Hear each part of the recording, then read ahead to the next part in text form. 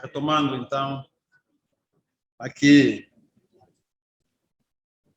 os nossos deixamos de debate na nossa conferência, né? Vamos continuar, já que o Dr. Vanderlei, eu acho que já todo mundo me conhece, dispensa a apresentação, né? O Dr. Vanderlei apresentou sozinho, então eu sou o Juiz Pereira, né? Exato. Ele não me quis apresentar, não sei porquê. Ok. Bom, esse código, como é novo,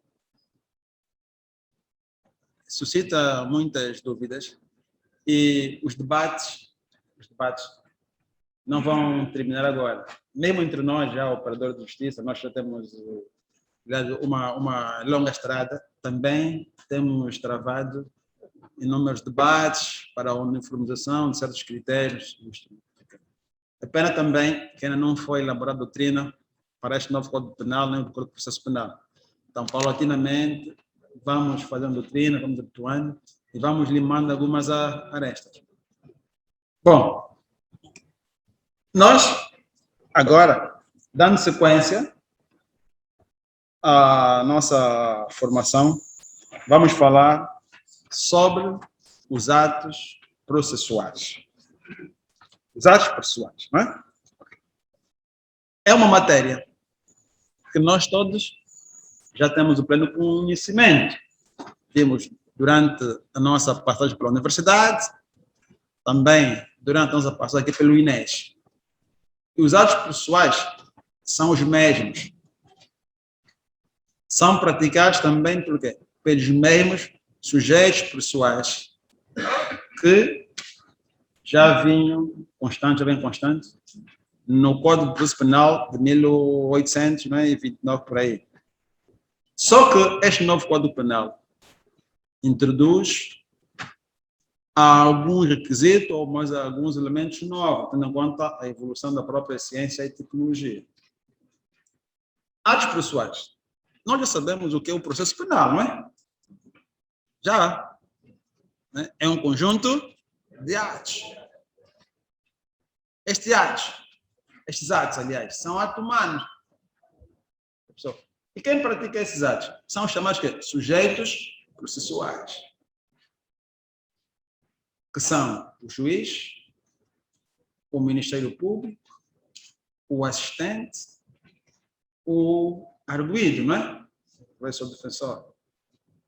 E além dos sujeitos processuais também, temos chamados participantes processuais, que são os funcionários do próprio tribunal, oficial de justiça, escrivães, ajudantes escrivães, oficial de diligência. Temos também os peritos, não é? Temos os declarantes, testemunhas e por aí fora. Esses atos processuais também são atos jurídicos. Atos jurídicos praticados em conformidade com a lei. E têm por fim o quê? Regular o normal andamento do processo. Esses atos processuais visam a Constituição, a produção, a modificação ou extinção do direito. Ok. Eu não queria ser muito teórico, por isso eu vou procurar, não é? Ser mais prático. Nos atermos ao código, ver aquilo que não havia e aquilo que é de novo, não é? Para podermos ganhar também tempo. Isto é que é para a vossa atividade diária. Comecemos. Os atos processuais vêm consagrados do artigo 94 do nosso Código de Processo Penal ao artigo 144. Já vimos que são atos processuais. Esses atos processuais que nós estamos aqui são praticados, já digamos assim, pelos sujeitos processuais, pelos participantes processuais, né, que são. E esses, que têm essa titularidade de praticar o ato, é que têm o quê, no fundo? É que têm as disciplinas desses atos. Quer dizer que toda autoridade competente tem funcionários de justiça, exato, as pessoas competentes para a prática desses atos, os sujeitos ou os participantes, é que têm que velar pela disciplina da praticidade. E todo aquele que perturbar a prática do ato processual, né, deve ser responsabilizado.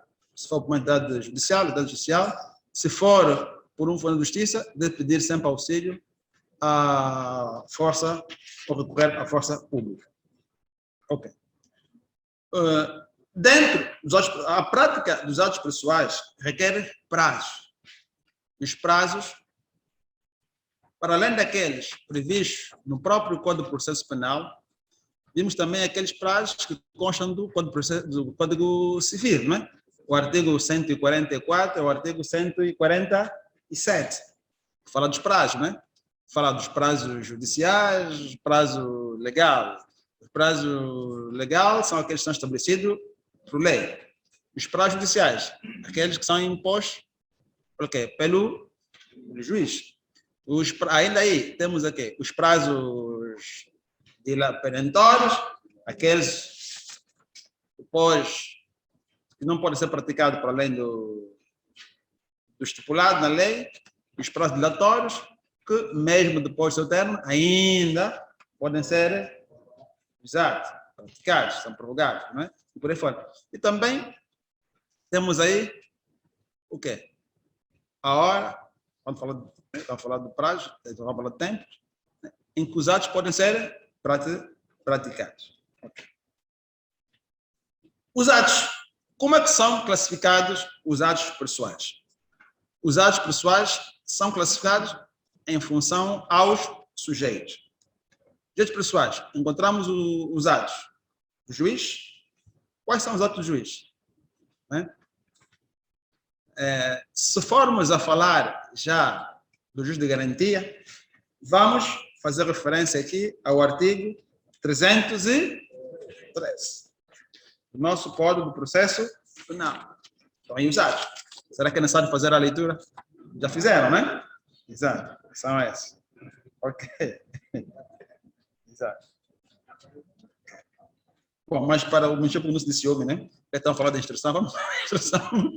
Então, temos também na instrução ainda os atos praticados pelo Ministério Público. Não é? Exato, não é? Temos os atos praticados pelo juiz. Começamos na fase de instrução, juiz de garantia. Vem previsto no artigo 313 do nosso Código de Processo Penal. Quer dizer, quais são os atos, né? O juiz tem aquela faculdade de aplicar as medidas de coação, não é verdade? Tem aquela faculdade também de interrogar o arguido.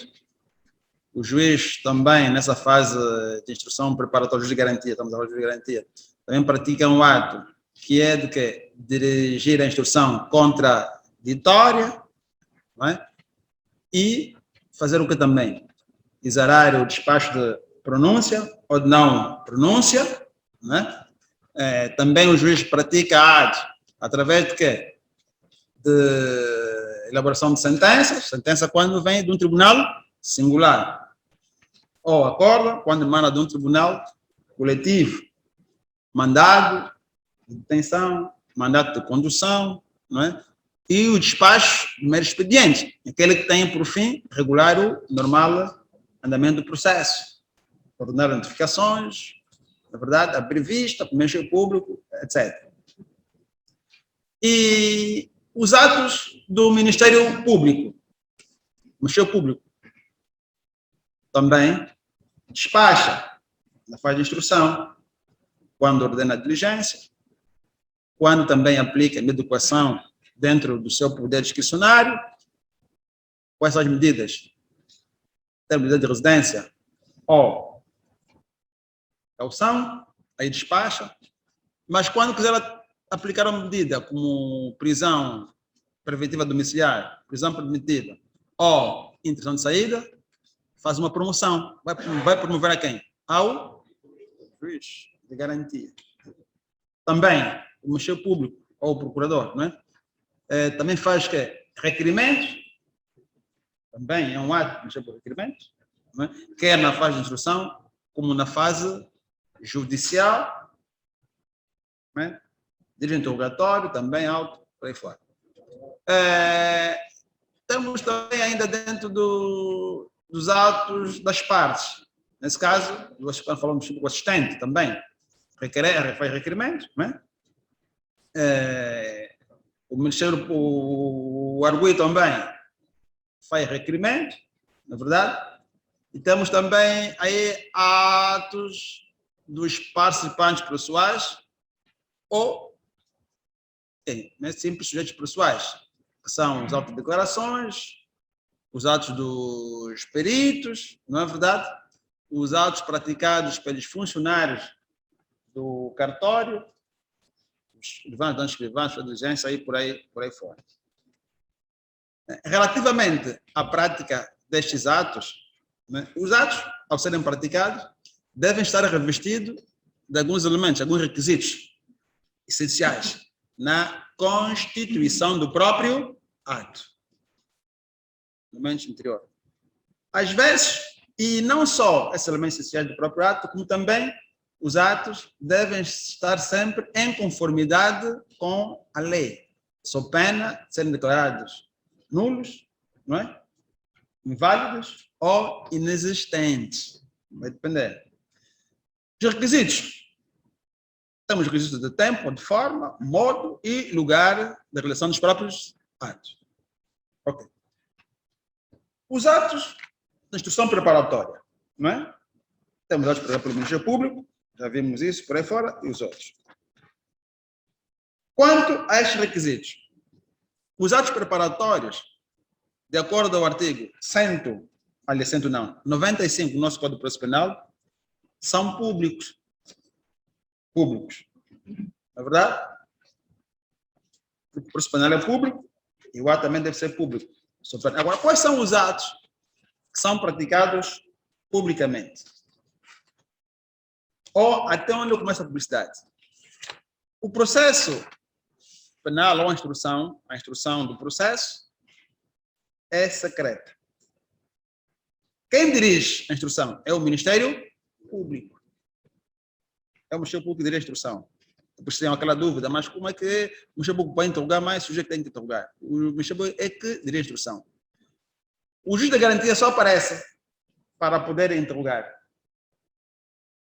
Caso o próprio arguido requeira, ou naquelas situações em que o Ministério Público requer ou promove ao juiz uma medida de coação grave, como, por exemplo, o quê? A privação da liberdade, que é a prisão preventiva ou prisão domiciliar. Então, promove, o juiz aqui vai analisar se estão reunidos ou não os pressupostos, os requisitos. Senão, nem sempre é obrigatório, porque mesmo que o arguido seja detido numa sexta-feira à tarde, não tem no juiz ou não tem motivo para poder aplicar uma medida, né, foi detido pela polícia, na segunda-feira é apresentado ao magistrado do Ministério Público, ele vai interrogar, está interrogado preliminar, depois vai aplicar uma medida de coação. Se ele entender que o crime não é assim tão grave, não é cidade de aplicar uma medida tão gravosa, pode aplicar a medida de quê? De residência ou caução. E essa medida, como é favorável ao arguido? O advogado não vai requerer ao juiz de garantia, para que o seu constituinte seja novamente interrogado. Para fazer o quê? Para aplicar outra medida mais grave. O advogado sempre, o arguido sempre está satisfeito quando a decisão lhe é favorável. Quando vai lhe favorável. Se for inocente, ok.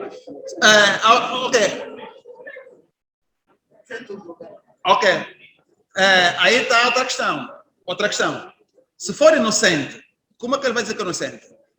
Porque o Ministério Público, junto à instrução preparatória, vai praticar um ato. Depois de ele interrogar o arguido, vai aplicar outro ato. Qual é o ato? De quê? Vai aplicar uma medida de coação.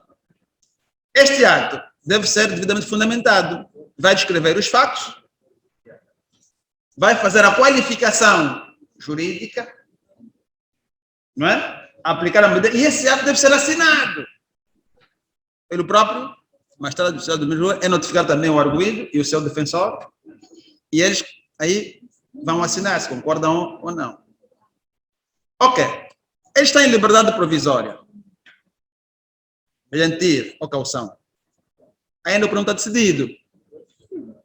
Ok, tudo bem, ele acha que é inocente. Vamos esperar, porque ainda estamos em fase de instrução, recolha de provas. E ali ainda, o que é que vai acontecer? A defesa pode juntar provas no processo. É um ato, juntar provas, elementos, requerimentos, okay? Para poder o quê?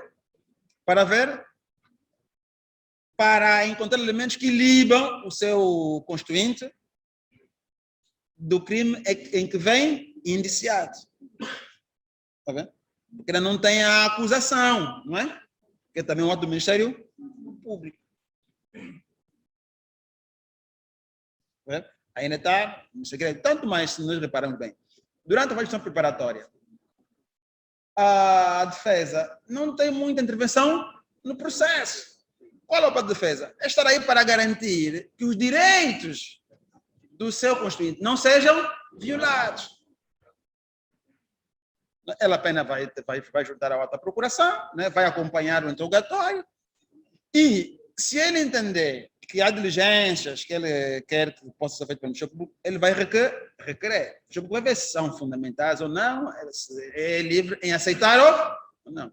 Talvez aí, caso o Ministério Público não aceite, ou recusa, ou indefira, aliás, o requerimento, que ele pode requerer ao juiz de garantia. Mas normalmente os advogados são sempre cautelosos.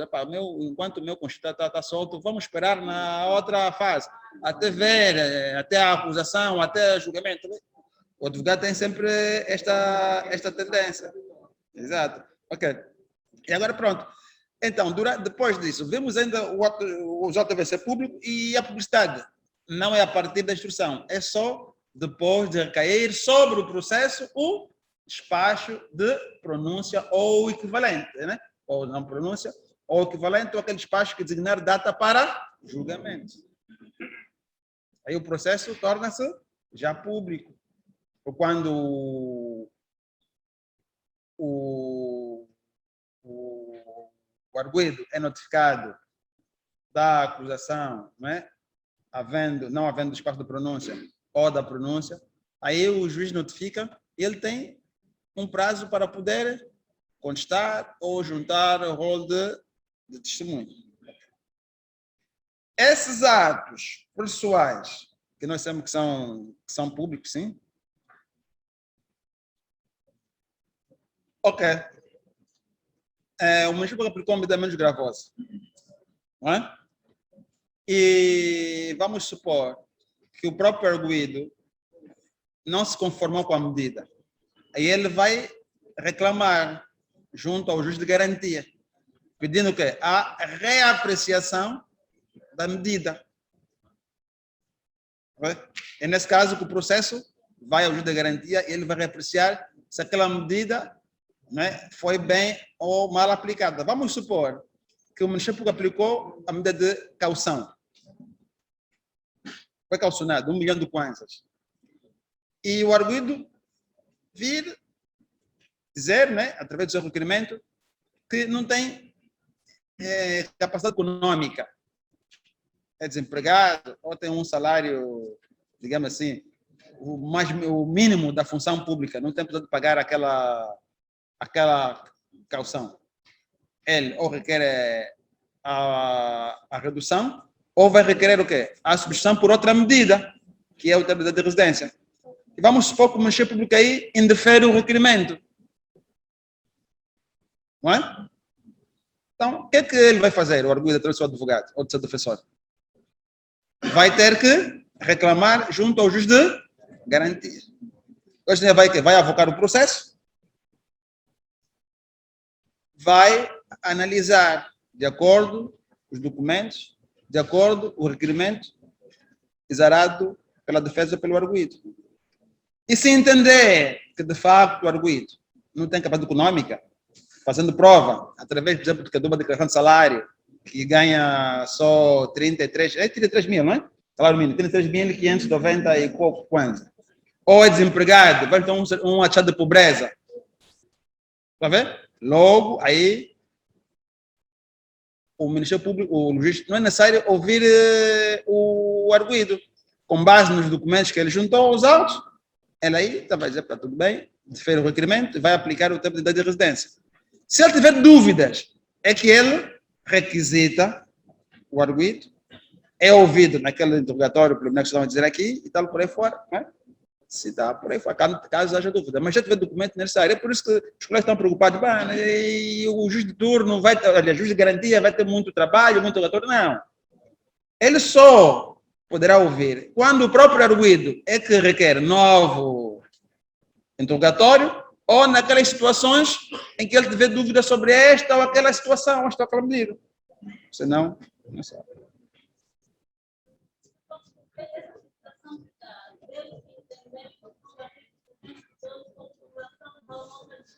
Com outras disposições, exato.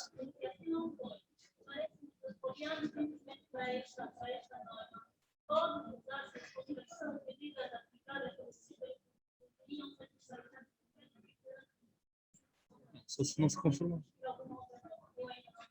Não, ele só vai requerer, só vai intervir o juiz de garantias se o arguido não se conformar com aquela medida, com aquela decisão. Há requerimento só. É como agora, olha, nós, por exemplo, hoje em dia, a figura do juiz de garantias é nova, não é? Mas nós temos, no nosso ordenamento jurídico, a figura do juiz de turno. Como é que os processos vão parar o juiz de turno? Quando, exato, o arguido não se conforme, não é? Com a medida aplicada pelo Ministério Público ou quando sentir que os seus direitos fundamentais estão a ser violados. Isso por força do artigo 186, acho que é a linha F, né? Da Constituição da República de Angola. Acho que é o 186, né? Da garantia tutela. Está a ver? Então, por isso, estimados colegas, caros colegas, não fiquem preocupados que vão ter muito trabalho. Não vão ter, até só vai facilitar, está vendo, né? O vosso trabalho. Sim? O artigo 287 certamente o número 4.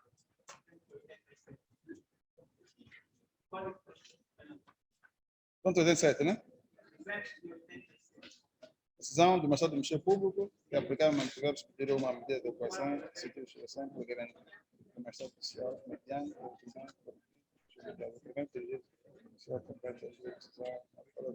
tem prazo. Atenção, se você repara, o prazo são de quê? 8 dias. Se vocês repararem muito bem, atenção, já estamos a falar dos prazos. Os prazos para as práticas dos atos processuais na fase de instrução preparatória, não sei se vocês já deram conta. Quer os requerimentos, quer das notificações, são o quê? 8 dias. É o artigo 287, o número 2. Não é? Já que está falando da fiscalização, das garantias, não é? Requerimento dirigido ao Magistrado Judicial competente para efeito de decisão no prazo máximo de 8 dias úteis, a conta da data da reação do processo. Ok? Dias a pouco. Agora, nós estamos a dizer aqui que os atos processuais são públicos. Mas depois eu disse, público, a publicidade começa a partir do momento em que é exarado o despacho de pronúncia ou de não pronúncia, ou o arguido é notificado da data de julgamento. Agora, caso não haja, digamos assim, quase não seja ainda, não chegou ainda o momento do despacho de pronúncia ou de não pronúncia ou de julgamento. Na fase de instrução, vamos supor que o arguido precisa de uma certidão, ou o ofendido, aliás, para intentar uma ação civil do crime, autônoma.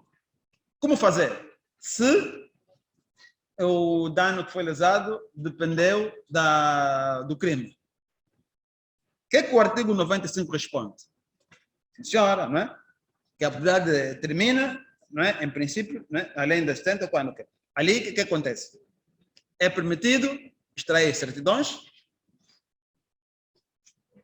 sentença, cópias, entregar para remeter. Mas só que, como é instrução preparatória, essa parte, o arguido ou o sobrevogado, deve estar obrigado ao segredo de justiça. Não pode divulgar todos os atos que são praticados nessa fase, esta extensão. Por isso, qualquer parte, quer o juiz, quer o Ministério Público, quer o assistente, quer a defesa, pode requerer certidões, mas não pode divulgar. Ok. Agora, sendo um ato judicial, por exemplo, que é público, o julgamento, a audiência, o julgamento é pública, mas nada impeça que o juiz interdita o acesso à sala de audiência de determinadas pessoas, no caso de menor de 6 anos, ou quando o crime tiver a ver com quê? Com a honra da pessoa, a dignidade ou a autodeterminação sexual, às vezes, né? Esse nosso código né, já é mais moderno, abrangente, diz que ninguém pode ser molestado, não podemos divulgar dados que falam sobre a vida privada ou que exponham a devassa da pessoa, né? Nós temos os chamados homossexuais, e às vezes há pessoas que ainda não saem do armário, né? Eva, mas é sério, isto acontece, eu não sei se estão recordados, os colegas, não sei se foi convosco ou foi na universidade, que numa das minhas aulas eu falei sobre a prova, falei de um crime que foi cometido nos anos 80 aqui em Luanda, no Morro dos Viados, onde dois homens foram ali no Morro dos Viados, a princípio fazer o que ninguém sabia, mas posto lá, um indivíduo teve uma paragem cardiovascular e acabou por falecer. Ok, não havia, além do companheiro que foi com ele, não havia outro testemunho. E como ele foi encontrado no local do crime, ele foi logo, na altura era de Nica ainda, não era SIC, né? Foi logo indiciado, pelo menos como autor do crime de homicídio voluntário. Para suspeito, para afastar você com a vítima. Como é que a vítima morreu? Você que matou, ou envenenou, fez lá o quê? Mas não sou eu. Então, justifica lá. Nós temos as provas diretas, indiretas, as provas indiciárias. Indícios da presença do indivíduo no local do crime. O que o senhor estava a fazer àquela hora e no local do crime? Com a vítima. Esses dois. Ele era homossexual. Então, naquela altura ainda era um bicho de cabeça falar sobre isso. Ele não estava conseguindo se justificar. Está aqui o doutor Vandeca da instrução, né? Quando, nós também temos um processo, quando você não está a conseguir apresentar uma resposta consistente, quer dizer que há indícios que você praticou. E agora, nessa altura, ele está vendo como é que para ele dizer agora que é homossexual. Complicado. Ele foi preso preventivamente só depois de muito tempo que veio se aprovar e tal, foi solto, no final era um companheiro namorado, depois da autópsia só, tá vendo? Visto as causas da morte e por aí fora. Hoje já pode dizer que sou assim, ninguém pode molestar, pode molestar a vida do outro, né? Então, nessas situações também, ali é tudo feito a porta fechada, não há publicidade desses atos, nem mesmo em audiência, tá vendo? E se for em audiência de julgamento, deve ser vetado ao público. Os atos processuais também, que requer sigilo, aquela parte ou aquele juiz processual que não observar o sigilo, quer o juiz, quer o Ministério Público, quer o assistente, quer o próprio defensor ou o arguido, o que acontece? Está sujeito a uma responsabilização que vem no artigo que quem divulgar. Qual é o artigo? Artigo 99. Você não tem lido o código, não é? É por isso que está bem. Então, apesar de na fase de instrução preparatória, alguns atos poderem ser do domínio ou do conhecimento das partes pessoais, apesar de eles poderem requerer alguma diligência, algumas peças, mesmo essas peças que eles requerem, não podem divulgar, só é para usar para aquele fim que eles requereram, não é? Intentar uma ação civil ou para produzir prova num outro processo que esteja em curso. Não é verdade? Às vezes, o próprio defensor requer a confiança do processo, mesmo antes do processo ser público, para poder analisar uma outra questão que ele precisa. O Ministério Público ou o juiz, na fase de instrução, defere. Ele consulta. Também não pode divulgar absolutamente nada. Tem que guardar o sigilo. Esses atos aí não são públicos. A publicidade só começa a partir da altura em que o processo é pronunciado ou é designado para julgamento. A divulgação dos atos processuais, a publicidade, Pode ou não pode ser divulgado os atos processuais através dos órgãos de comunicação social? Pode. Pode. Mas que tipo de ato? Desde que este ato não prejudique a investigação ou a ação do processo. Vocês acompanharam, por exemplo, um processo imediato a correr, caso Lussat. A televisão pública de Angola fez uma reportagem onde entrevistou o arguido. E eu acompanho nas redes sociais, algumas pessoas a perguntarem se é ou não legítimo, se não se está a pôr em causa o bom andamento ou a ação do processo. Não por quê? Porque ela apenas fez uma resenha do processo e não abordou sobre as questões de quê? De mérito da causa, das peças judiciais. Isso, em nenhum momento, não é? Viola-se o segredo de justiça. Aliás, vocês acompanhados aqui naqueles processos imediatos, que às vezes o gabinete de imprensa, estimação e imagem da Procuradoria, depois de com o processo alguém sentido, se pronuncia. Foi construído arguido, o senhor falou de tal, pelo crime X, assim, aplicou-se a prisão a uma medida de coação X. E não adianta mais absolutamente nada. Isto aqui não é violação do segredo de justiça. E o que é que visa esta publicação? Prevenção geral. Não é isso que eu estou falando. Ok. Vamos. Não, o doutor André é o homem da instrução, né? A vida dele, ele também por aí. Talvez por isso estamos aqui.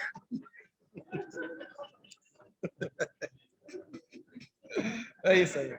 Não, mas eu vou dizer uma coisa, né? Eu não gostaria de estar na pele dos homens da instrução, porque, parecendo que não, é muita responsabilidade.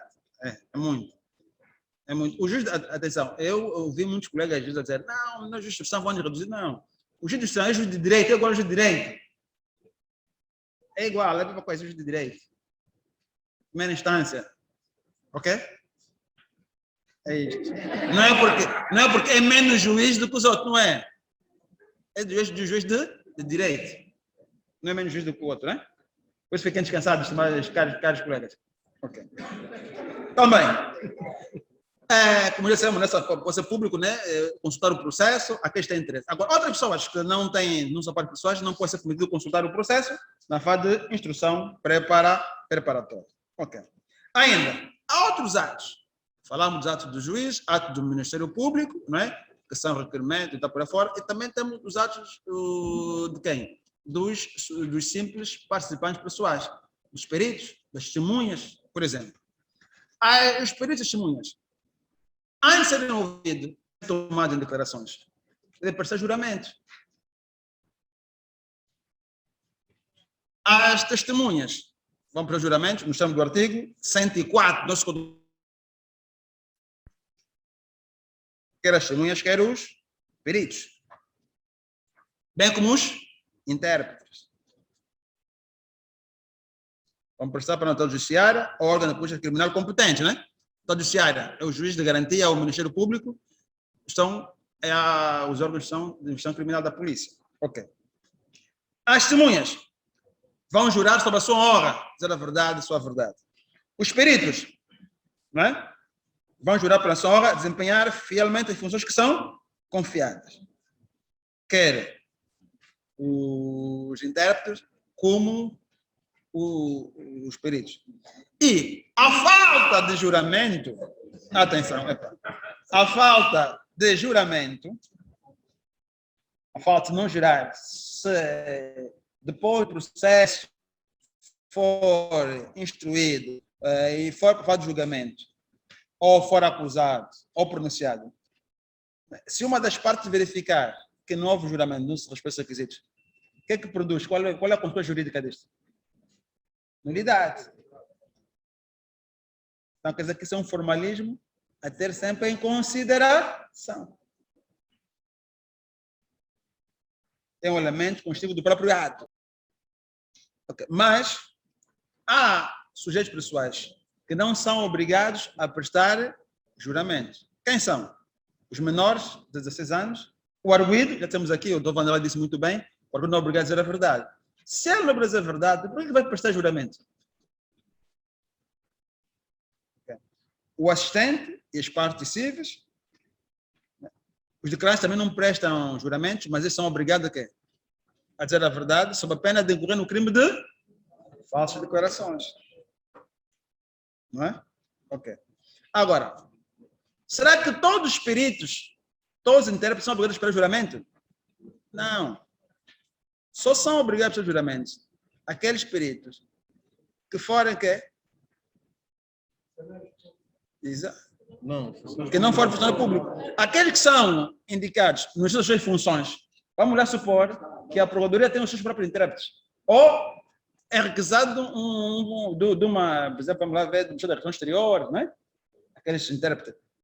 Ou da seção do mundo cego, por aí fora, do Estado. Esses não prestam juramento, porque eles vão exercer, estamos conscientes, vão exercer os factos no uso das funções que lhes são atribuídas. Das suas funções, exato. Okay. Os atos processuais também têm outras formas. Uma das formas, além das que citamos, não é a língua a utilizar. Qual é a língua a utilizar para a prática dos processuais? Aqui somos angolanos, a nossa língua veicular, não é? A nossa língua oficial é a língua portuguesa, logo os atos devem ser praticados em português. Mas há situações em que o arguido, às vezes, não se expressa devidamente em português. Ou às vezes é um estrangeiro, ou mesmo nacional, mas que só fala uma língua materna. Neste caso, o tribunal vai ter que nomear o intérprete. Ou às vezes pode acontecer o quê? O arguido é surdo, é mudo, ou é mudo e surdo. Sendo mudo, o que acontece? É nomeado o intérprete e as perguntas são dirigidas pelo Ministério Público na instrução ou pelo juiz, que é na fase de instrução preparatória ou na fase social. Como? Deve ser redigida aqui, se for surdo. As perguntas são redigidas por escrito, em português. Não se dita, não, ou se faz gesto, não. Escrito. E se ele souber ler, ele vai ler e depois ele vai responder em português, porque ele é surdo, só não é mudo, ele vai falar.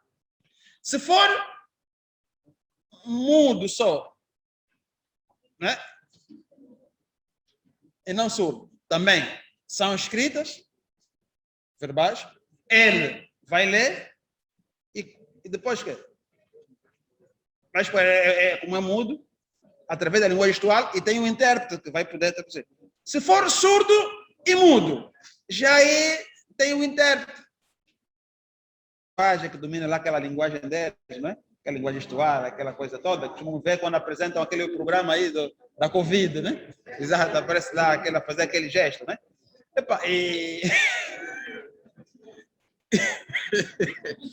esses, como são fora do Estado, se forem fora do Estado, já serão no juramento, né? Mas eles também, não, atenção, e os colegas, se depararem com uma situação desta, vocês não podem deixar que o intérprete é que dirija as perguntas ou que converse com o arguido. Você é o intérprete, se ele for surdo e mudo, às vezes sabe ler, o juiz faz por escrito, mostra, ele vai ler e ele responde. Agora, se ele não souber ler, é que você vai fazer perguntas e para o intérprete poder traduzir para ele. Porque para não atrofiar. Uma vez eu dirigi um julgamento onde os arguidos eram chineses, uns chineses que vêm acusados, pronunciado o crime de roubo qualificado, associação criminosa, essa coisa. Uns chineses que andavam a assaltar os outros chineses aqui em Angola, aqui no Benfica, por aí fora, via expressa. O que aconteceu depois de ele fazer o julgamento? Eu não sei se foi por insinuação dos advogados, que quando chegou na audiência, eles disseram porque não sabem falar português. Eu não falaram bem português. Intérprete. Requisitamos ao Ministério da Relação Exterior intérprete. Falei assim em mandarim, mas não enviaram. Depois, a embaixada chinesa, como tinha direito ao processo, mandou um intérprete da embaixada. Mas eu via que eu fazia algumas perguntas. Mas depois eu vi eles a conversar, não sei o que, blá, blá, blá, blá. Não, a pergunta é que eu fiz demora assim tanto tempo, aqui alguma coisa não está bem. Senhora inteira, para. Está a ver a conversa. Depois, quer dizer, também, ele ia ver que as perguntas não estavam a ser.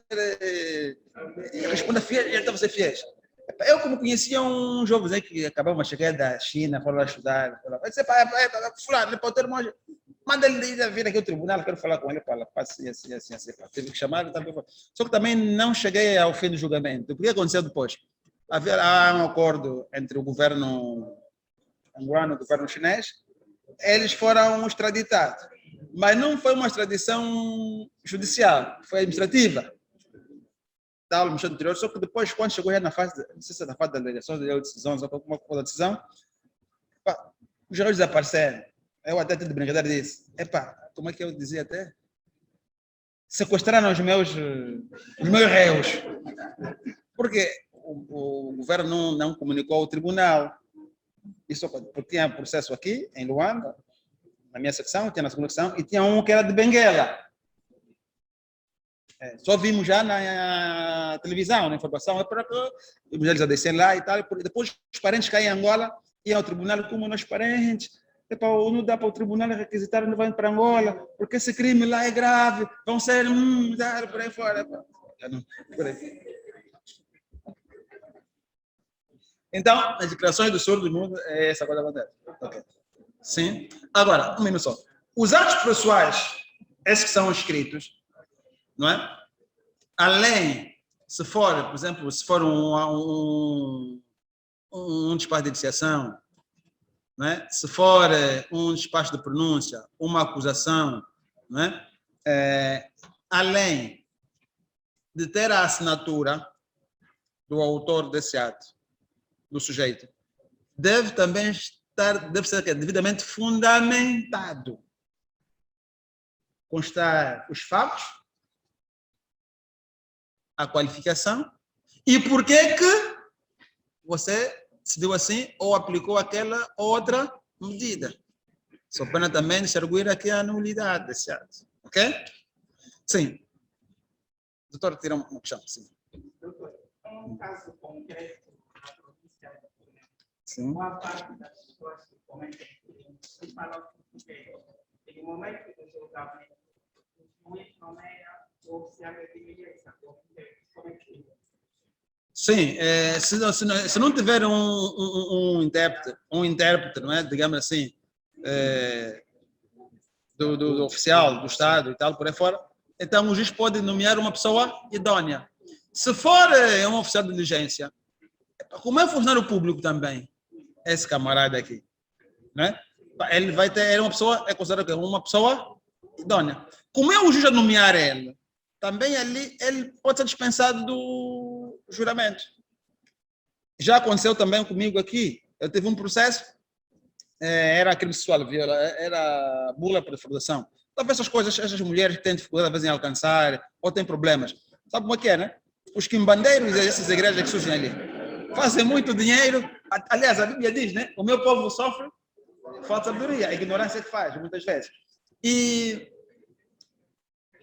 às vezes as pessoas têm problemas, pensam que não tem solução. As duas, uma, se não tiver fé em Deus, vai aonde? Vai se dirigir ao quimbandeiro. Então, havia um grupo, não sei se já aconteceu convosco, às vezes langas aí, onde são langas, ou pessoas que fingem langas, ok? Eles vêm aí triste na rua, te olham assim, você tem problema? Um deles é o JJ, aconteceu, olha, outro coração, infelizmente, senhora, você tem problema, não sei o que, na tua família, essa coisa toda. Problema sim. E a senhora de facto tinha. Porque ela viu a pessoa triste, a pessoa quando tem problema, o semblante está carregado. E nós notamos. Esse gajo não está bem, alguma coisa aqui não está bem. Então ela fica curiosa. Como é que se dá conta? Vê se eu tenho espírito. Tá? Sim, eu tenho problema. E depois você já que vai se abrir, sim, eu tenho meu filho, ela já se tá bem, teu filho tem que ter uns problemas, está quase aí preso, não sei o que e tal, por aí fora. Ok. Para curar práticas. Para curar teu filho, vai fazer tratamento. E um desses tratamentos envolvia o quê? Envolvimento sexual com ela, não sei o quê, através do tempo, depois pega o esperma do quimbanda, mistura com sei lá, um esposo, uma coisa frega para passar. Chegou no dia do julgamento também, ele disse que não falava português. Só falava Kikongo e Lingala. Chamei um funcionário meu que fala Kikongo, para vir cá. Seu fulano. Você vê de intérprete, tá vendo? Apesar de ser depois português para todo mundo ouvir, depois e esses atos são todos orais, quer o interrogatório, quer as declarações, quer, digamos assim, todos os atos são todos orais em português. Mas, independente de serem orais, eles devem ser sempre reduzidos a quê? Escritos nos autos. Exato. Um dos autos que foi em evidência é a ata. O colega levantou a questão do interrogatório preliminar, se o chefe fizer o interrogatório preliminar, vai fazer constar ou não. Se ele tiver que aplicar a medida, que faz uma súmula, né? Uma resenha. Ao de julgamento, naqueles processos sumários, processo abreviado, né? Às vezes, ou nas transgressões, nas contravenções, não é obrigatório o julgamento ser reduzido a escrito, oral. E agora depois você vai perguntar, mas se for oral, depois como é que fica a decisão? A decisão também é editada para a ata oralmente. E como é que o juiz ou como é que o tribunal vai perceber, vai saber do que se conversou? O escrivão deve fazer o quê? Uma súmula, um resumo daquilo que diz. Isso vai constar do auto, aí presente.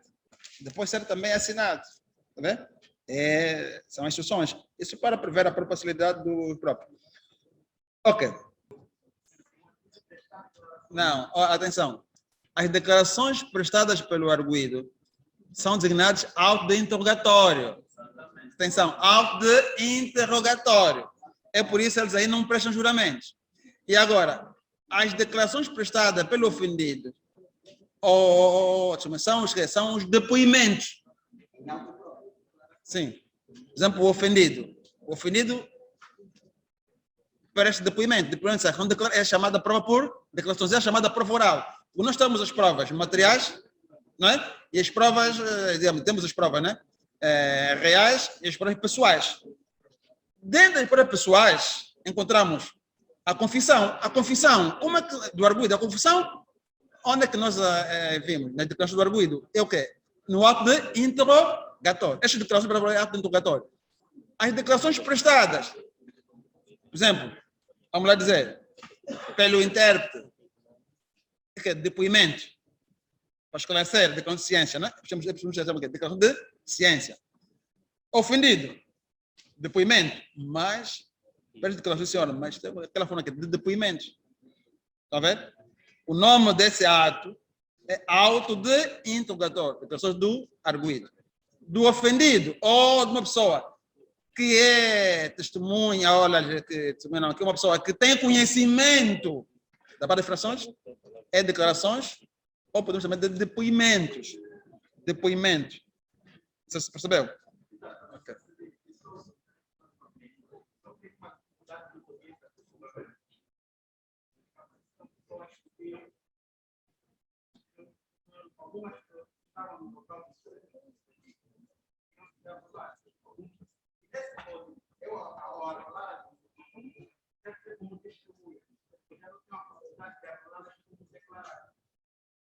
Falo sobre a declaração, também estamos vendo eu encontrei uma dificuldade. Ok, bom. Uma testemunha, para ser ouvido por uma testemunha, o que é testemunha? É aquele que viu ou ouviu. Agora, essas pessoas foram requeridas por quem? Agora, em que fase? Também, digamos assim, há prazos. A não ser que essas pessoas sejam indispensáveis para a descoberta da verdade. Não, ok. Atenção, aplicação da lei penal no tempo. Lei mais favorável. Atenção, nós dissemos assim, o processo penal não é imediato, senhora, mas é para favorecer. Se isso vier a favorecer o arguido, então temos que ainda fazer recurso, não é, ao do processo penal anterior. Ok? Sendo primor neste princípio. Sim. 170 sobre a prova, né?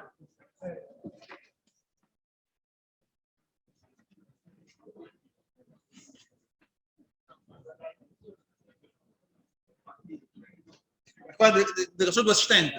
O assistente, nesse caso, é o ofendido, é por isso, são depoimentos, ele presta declarações. Mas atenção, ilustres colegas. Relativamente à prova, né? Também teremos aqui uma sessão, acho que é a próxima, né? Sim. A próxima, acho que vai dar o Dr. Mendes, né? Dr. Pedro Mendes também estará aqui na próxima sessão. Ele vai falar relativamente sobre a prova.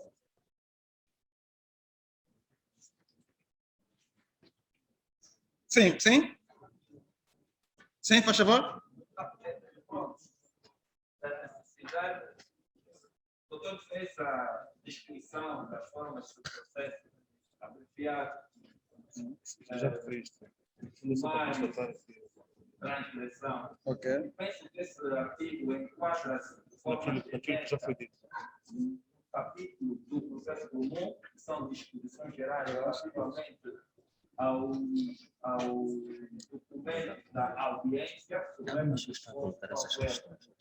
patente 9, patente 10, essa sequência. Pode. Portanto, a questão que se coloca é: o julgamento do processo comum é ou não obrigatório tomar como escritos os depoimentos de declaração? Se é obrigatório, deve o juiz já se proceder oficiosamente ou por iniciativa própria, ou depende do requerimento do Ministério Público e da defesa para fazer. Portanto, a questão que se coloca é criar também o certo modo correto, o certo paralelismo com a questão de existir ou não existir do recurso comum daquela realidade que pode não viveu no 29. Ok. Porque os advogados continuam ali, não vestindo de recurso, mas penso que a norma, como bem disposto no número 1 do 411, obriga o juiz a intercalar as partes se querem depoimentos e declarações escritas. Não. Olha, não façam isso, porque senão vai ser um julgamento que é uma coisazinha de bagatela e eles vão querer depoimento escrito, depois ficar o tempo todo. O que você tem que fazer, nós também temos que ser um pouco astutos. Eu, pelo menos, nunca pergunto ao advogado se quer ou assistente, se quer ou não depoimento escrito. Eu pergunto só o seguinte, eu pergunto, senhor ilustre advogado, há alguma questão prévia? Agora, cabe a ele responder se prescinde ou não de recurso, ou se requer ou não depoimentos escritos, caso for esse processo abreviado, ou sumário, né, ou contravenção.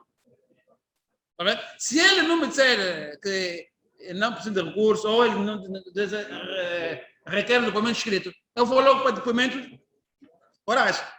Esse artigo aplica-se ao processo comum também. Não é mais ao abreviado, não é? O processo comum está dividido, né? Tem o comum e tem o especial. Isso é mais ao processo. Sim, não, mas o processo comum digamos assim, no fundo, é aquilo que nós chamamos de querela. E a questão de recurso, obrigatório. E aí normalmente, o Ministério Público, às vezes, né, tem interesse em recorrer, tendo em conta, não sei ainda quando aquele recurso hierárquico, já não, né? Ou por inconformação, às vezes. E por uma questão de ponderação e prudência, nós também decidimos, para não falharmos também, nós próprios, mesmo que ninguém disser, requer depoimento escrito, não de recurso, nós como juiz também é sempre bom para cautelar o processo, reduzirmos este julgamento a escrito na ata. Agora, esses processos simples, né? E tal, por aí fora, é sempre bom. Ok, mas na próxima semana estaremos aqui outra vez, acho que na terça-feira. Vamos falar relativamente a esta tramitação do processo, ilustre colega. E vamos ver isso com mais profundidade, ok? Bom, continuando então, né? E atenção, mesmo naquelas situações. Já está na hora? Termina. Já terminou? Bom, mas pronto, mas para terminar, vamos ver o seguinte. Mesmo naquelas questões em que, já dissemos, né, que os depoimentos são orais, é sempre bom que os que não fazem uma súmula e tal, por aí fora. Né? E tudo usado. Mas, agora, a falta de observância destes requisitos formais do processo provoca a arguição de nulidades. E as nulidades, onde é que vêm prescritas? Vimos a nulidade aí nos artigos 138 e seguintes do nosso Código de Processo Penal. Ok. Temos também ainda os tempos para a prática dos atos processuais. Os atos processuais são praticados de forma ininterrupta. Artigo 119 e seguinte. Ok. Agora, os atos processuais devem ser praticados nos dias úteis. Trabalho, né? De segunda a sexta-feira. As horas normais de expediente. E fora do período de férias judiciais. É isso que diz a lei. Mas, excepcionalmente, havendo arguidos detidos ou presos, há atos processuais, quer notificação, quer prazo de pronúncia, quer mandado de soltura, quer julgamento, pode ser realizado também, nos dias de feriados ou fim de semana e tal, tendo em conta o quê? As garantias do próprio arguido, nada impede. As horas, para renovar de expediente, mas o julgamento às vezes prolonga-se. Quer dizer que o ato processual também pode ser praticado até meia-noite. Agora, das 0 às 7 horas não se pode praticar nenhum ato processual, mesmo busca, não sei o que, ou captura, nem interrogatório do arguido. É fora, não estamos a falar do tempo, né? Ok? Porque fora, nosso tempo está... O interrogatório só tem que durar 4 horas. 4 horas de interrogatório. Se tiver que continuar, faz-se um intervalo de 2 horas e depois pode continuar por mais 4 horas só, num dia. Quer dizer que o arguido não pode ser interrogado mais do que 4 horas. Já gera nulidade. Sabe por quê? Eu gostava de fazer isso. Para ser sincero, isso era uma das minhas técnicas. Quando o arguido estivesse a me dar muitas fintas, eu vencia ele pelo cansaço. Depois de 4 horas, se o arguido está cansado, então eu aproveitava aí para... Mas também estamos a ferir as garantias, de garantia, né? Não façam isso.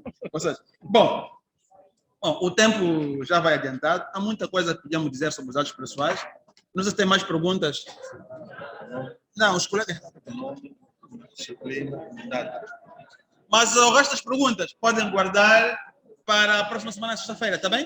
Na terça-feira estarei aqui convosco também, se alguma coisa também vamos falar sobre a tramitação. A pergunta que a colega perguntou, fez, aliás, depois também podemos abordar na próxima aula, está bem? Uma tramitação do processo. Mais alguma questão? Aqui? Só se não. Vamos pôr o nome. Será que essa questão desse plano de chat? E a questão? Podemos responder enquanto somos... Não. Quando não? Não quando? Quando vai? Colegas, peço desculpas. Há só uma pergunta aqui de uma colega da província, do colega. Vou só responder rapidamente. Ela pergunta a seguinte questão. Já agora gostaria de saber se, com a entrada em funções de juiz de garantias, a figura do juiz de turno será automaticamente extinta ou poderá existir alguma coabitação entre as duas figuras. Está claro que não é possível coabitação. Aliás, o juiz de turno tem previsto na lei das cautelares que está prorrogada. Portanto, não é possível esta figura de juiz de instrução é eliminada a questão do juiz de turno. É a única? É a única questão que ela coloca. Muito obrigado.